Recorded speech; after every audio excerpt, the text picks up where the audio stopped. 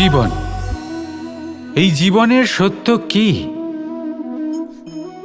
জন্ম, যেখান থেকে জীবন আরম্ভ হয়, নাকি সমাপ্তি? মৃত্যু, যেখানে জীবন শেষ হয়ে যায়। জীবনের সত্য এটা নয়, সব কিছু এটা নয়। ভালো করে ভেবে দেখলে কিছুই যায় আসে না যে আপনার জন্ম কোথায় হয়েছে, কিভাবে হয়েছে। এতেও কিছু যায় আসে না যে আপনার মৃত্যু কোথায় হবে, কিভাবে হবে। যায় আসে তখন, গুরুত্বপূর্ণ হলো এটাই যে জীবন আপনি যাপন করেছেন তার উদ্দেশ্য কি ছিল, কি ভাবনা নিয়ে আপনি বেঁচেছেন। এখন যদি আপনি এমন কিছু করেন যার দ্বারা এই সংসার আপনার থেকে জীবন যাপনের প্রেরণা পেতে পারে, মৃত্যুর পরেও আপনার কর্ম দেখে তা স্মরণ করে জীবনে বাঁচতে শেখেন, তাহলে তার তাৎপর্য হলো আপনি নিজের কর্মের দ্বারা, নির্বাচনের দ্বারা অমর হয়ে গেছেন। দেখুন, জীবনে দুশ্চিন্তা করা হলো বৃথা, মৃত্যুর ভয়ও হলো বৃথা। কারণ আত্মা কখনো মরে না, তাকে কেউ শেষ করতে পারে না, না কাল, না মৃত্যু, আর না সময়। যদি এমন কিছু থাকে যা আপনার আত্মাকে শেষ করে দিতে পারে, তাহলে তা আপনারই নিজের দুষ্কর্ম। তাই এই যে জীবনকাল আপনার কাছে রয়েছে, তাতে শুধু শুভ কর্ম করুন, দুশ্চিন্তা করা ত্যাগ করুন। এমন কর্ম করুন যা দেখে সংসার উচিত পথে চলে আসবে, শুভ কর্ম করবে। যদি আপনার মৃত্যুর পরে সংসার আপনাকে স্মরণ করে শিক্ষা লাভ করে, উচিত পথে চলে, প্রেরিত হয়, তাহলে আপনিও অমর হয়ে যাবেন। আসুন আমার সাথে ভালোবেসে বলুন, রাধা রাধা। মানুষের জীবন দেখলে এতে সংকটও আসবে, বিপদও আসবে, অনেক সমস্যাও আসবে। কখনো কখনো এমন সময় আসবে যখন আমাদের আপনজনের থেকে সাহায্য চাইতে হয়। আমরা সাহায্য চাই আর তারা সাহায্য করেও দেন, আমাদের সংকট থেকে মুক্তও করে দেন। কিন্তু যখন এই সময় বদলে যায়, যখন সুখের সময় আমাদের জীবনে আসে, তখন আমাদের মনে একটা অহংবোধ জেগে ওঠে। মনে হয় উপকার আবার কি, সেই ব্যক্তি সাহায্য করেছিলেন তাতে কি, উনি তো নিজের কর্তব্য পালন করছিলেন। সেই ব্যক্তি আমাদের ধন দিয়েছিলেন যখন প্রয়োজন ছিল, তো আমরা সেই ধন তো ফিরিয়ে দিয়েছি, উপকার কিসের? এই ভাবনা অনুচিত। যদি কোনো ব্যক্তি আপনাকে সাহায্য করে থাকে যখন কেউ করেনি, যখন আপনার সব থেকে বেশি প্রয়োজন ছিল, সেই সাহায্য অমূল্য, আর সেটা উপকারী বটে। যদি কেউ উপকার করেন, তাহলে বিনম্র চিত্তে ভালোবেসে আজীবন তার উপকারের প্রতি কৃতজ্ঞ থাকুন। কারণ সত্যি কথা বলতে এই সংসারে উপকার করার মতো ব্যক্তি খুব কম রয়েছেন, আর উপকারীর কথা মনে রাখেন এমন কৃতজ্ঞ ব্যক্তি আরো কম। সেই জন্য জীবনে কৃতজ্ঞ থাকুন আর আমার সাথে ভালোবেসে বলুন, রাধা রাধা। কথায় আছে, যা কিছু অন্তর থেকে নিঃসৃত হয় তা অশুভ হয় না। অশুভ হলো সেই বোধ, সেই ইচ্ছে যা অন্তর থেকে নিঃসৃত হলেও কখনোই বিবেকের দ্বারা পরখ করা হয় না। এমনই একটা অনুভূতি হলো ক্রোধ। এই ক্রোধ আপনার বিবেকই হরণ করে নেয়, আপনার করুণা হরণ করে নেয়। আপনি ভাবনা চিন্তা করার যোগ্যতাই হারিয়ে ফেলেন। এবার যদি আপনি সংসারকে নিয়ন্ত্রণ করতে চান, ভবিষ্যতের ওপর নিয়ন্ত্রণ রাখতে চান, বর্তমানের ওপর নিয়ন্ত্রণ রাখতে চান, তাহলে প্রথমে নিজের ক্রোধের ওপর নিয়ন্ত্রণ করা শিখতে হবে। কারণ এই ক্রোধ আপনার বন্ধু নয়, এ আপনার শক্তি নয়, এ হলো আপনার দুর্বলতা। আর এটা শত্রুর শক্তি বাড়িয়ে তোলে, আর শেষ পর্যন্ত ক্ষতি আপনারই হয়। তাই এই ক্রোধকে নিজের নিয়ন্ত্রণে রাখুন। অশুভ মন্তব্য আপনা থেকেই অসফল হয়ে যাবে। আসুন আমার সাথে ভালোবেসে বলুন, রাধা রাধা। বহুবার আমরা জীবনে নিরাশ হয়ে পড়ি, এই ভেবে যে নিরন্তর চেষ্টা করার পরেও আমাদের নিজেদের লক্ষ্য প্রাপ্ত হচ্ছে না। আমরা বুঝতেই পারি না এটা কি হচ্ছে। অনেকবার এরকম মনে হয় যে সেই লক্ষ্য যা আমরা চাইছি, সেই স্বপ্ন যা আমরা দেখেছি, যার জন্য আমরা নিরন্তর চেষ্টা করেছি, আমরা হয়তো তার যোগ্যই নই। ওই লক্ষ্যই আমাদের জন্য সঠিক নয়। আমাদের মনোবল ভেঙে যায়, আর তা হলো অত্যন্ত কঠিন এক পরিস্থিতি। কিন্তু সেই সময় কি করা যেতে পারে? আপনাকে একটা উদাহরণ দিয়ে বোঝাই। কখনো কোনো বৃক্ষকে দেখেছেন? সেও অনেক কঠিন পরিস্থিতির সম্মুখীন হয়, যেমন পাতা ঝরার সময়। এই সময় এলেও বৃক্ষ হার মানে না, সে নিজের পাতা ও ফুল বদলে ফেলে, কিন্তু শিকড় কখনো বদলায় না, সে তখন অটল থাকে। আর এই সময় চলে গেলেই বৃক্ষকে দেখুন, আবার ফুলে ফলে পরিপূর্ণ হয়ে ওঠে। এইভাবে আপনিও জীবনে নিরন্তর চেষ্টা করতে থাকুন। তাও আপনি সাফল্য না পেলে নিজের পথ বদলে ফেলুন, কিন্তু সামনে এগোতে থাকুন, নিরন্তর চেষ্টা করতে থাকুন। কোনো না কোনো রাস্তা দিয়ে কোনো না কোনোভাবে আপনি পৌঁছে গেলে আপনি জানতে পারবেন আপনার সাফল্য আপনার জন্যই অপেক্ষা করছিল। কখনো ঘোড়া আর তার ঘোড়সওয়ারিকে দেখেছেন? ঘোড়ার ডান এবং বাম দিকে যেন একটা পর্দা লাগানো থাকে। তার কারণ কি? যাতে ঘোড়া অন্য কোনো দিকে দেখতে না পায়, শুধুমাত্র সামনে দেখে আর সেই দিকেই এগোতে থাকে। বলতে গেলে এটা খুব সাধারণ ব্যাপার, কিন্তু এর পেছনে খুব বড় এক বিজ্ঞান লুকিয়ে রয়েছে।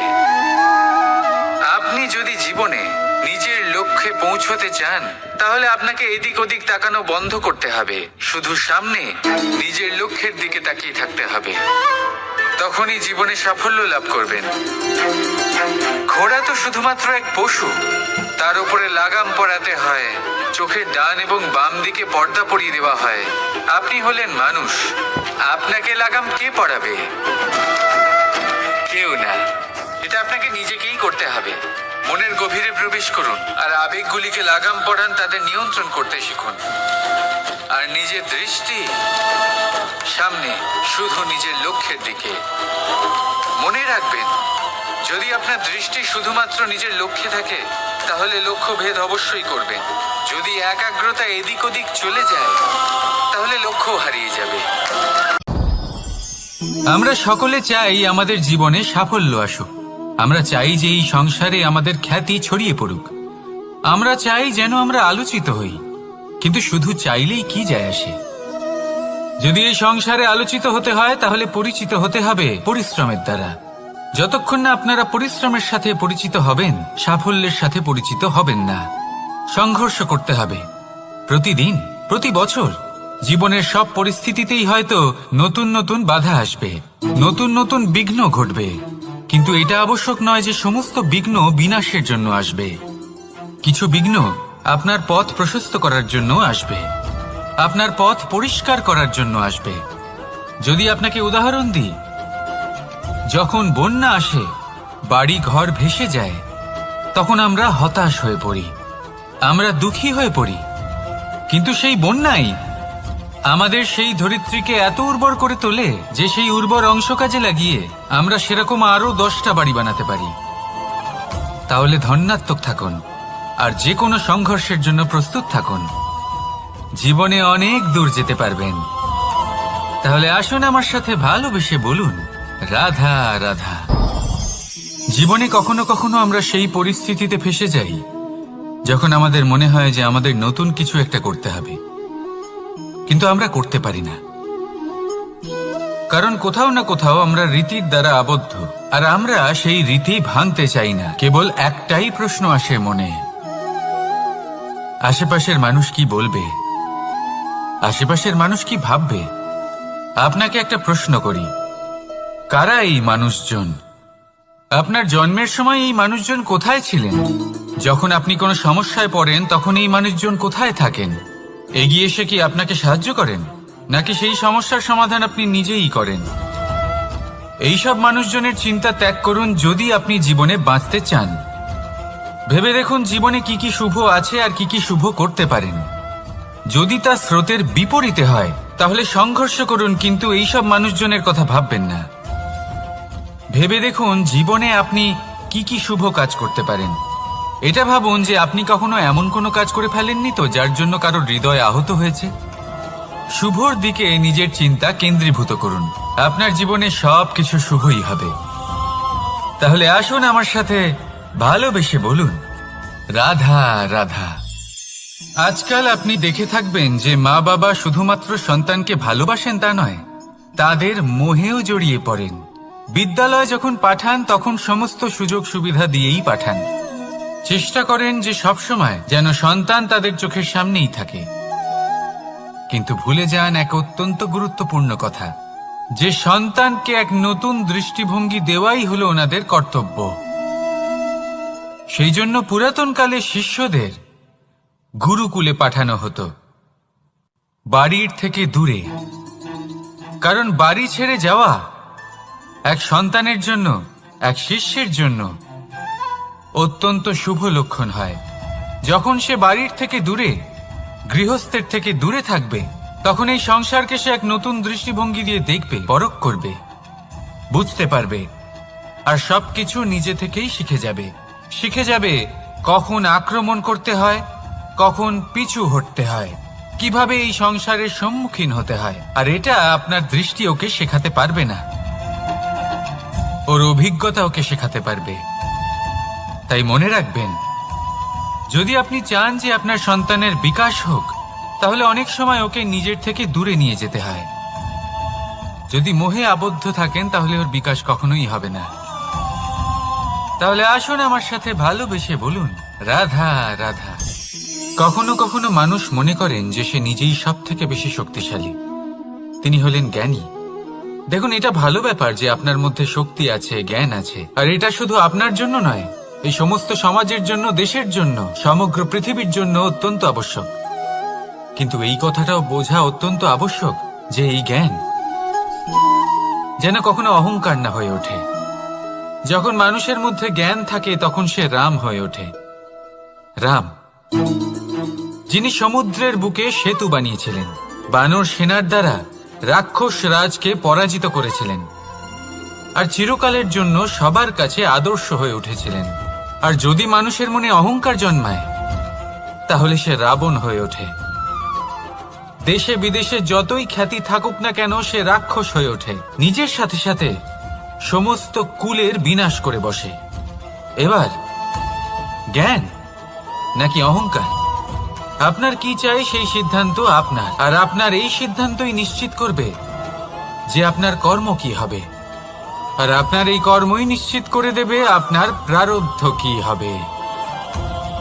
তাহলে শুভ কর্ম করুন আর আমার সাথে ভালোবেসে বলুন, রাধা রাধা।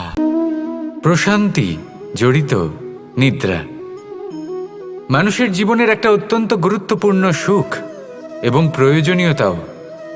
দেখতে গেলে এই সংসারের প্রত্যেক পশু পাখি, প্রত্যেক জীব অবশ্যই নিদ্রা প্রাপ্ত করেন, কিন্তু মানুষ, যার মধ্যে বিচার বিবেচনা করার শক্তি অন্যদের থেকে অনেক বেশি, তার কিন্তু ঘুমের কিছু সমস্যা অবশ্যই হয়। কি বলেন, তাই তো? এবার এর কারণ কি? চিন্তা।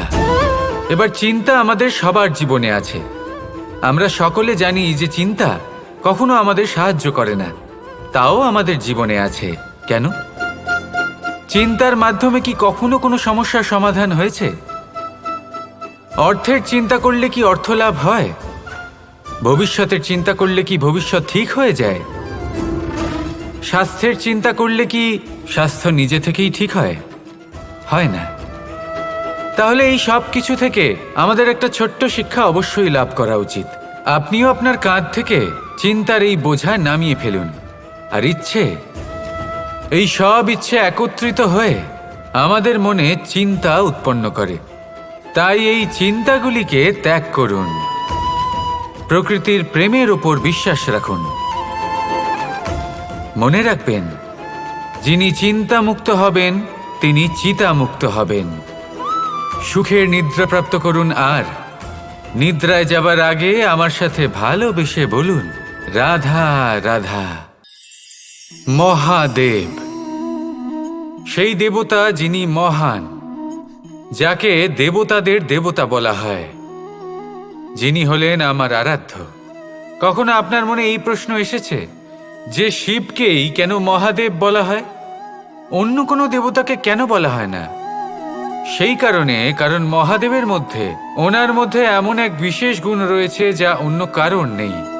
তা হলো নিঃস্বার্থ হয়ে মানুষের সেবা করা। যদি প্রয়োজন পড়ে, যদি সৃষ্টির পথে বিনাশের কালো মেঘ ছেয়ে থাকে, তখন নিজের প্রাণের চিন্তা না করে হলাহল পান করার জন্য প্রস্তুত থাকেন মহাদেব। আর অদ্বিতীয় ত্যাগের জন্যই শিবকে মহাদেব বলে ডাকা হয়।